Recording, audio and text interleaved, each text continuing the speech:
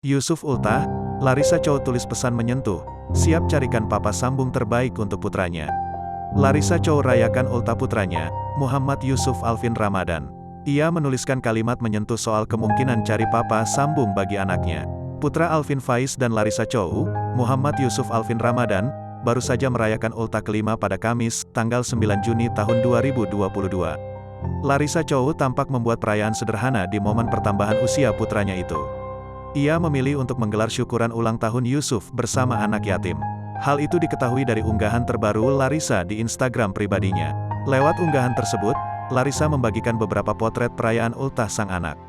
Sudah 5 tahun, Yusuf sayang Masya Allah. Alhamdulillah, tulis Larissa mengawali.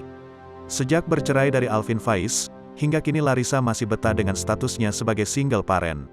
Ia belum juga tampak menggandeng pasangan baru. Namun tak menampik bahwa dirinya pun ingin kelak mendapatkan teman hidup. Larissa berharap nantinya akan mendapatkan pasangan sekaligus ayah sambung terbaik untuk Yusuf. Sekarang kita berdua dulu ya nak. Ada saatnya nanti ya, mama akan pilihkan papa sambung terbaik untuk Yusuf. Yang pasti utama harus pilihan Allah, harap Larissa. Mohon doa-doa terbaik untuk Yusuf ya teman-teman. Semoga doa-doa baiknya juga kembali, pungkas Larissa Chow. Doa pun langsung mengalir deras di kolom komentar unggahan Larissa itu.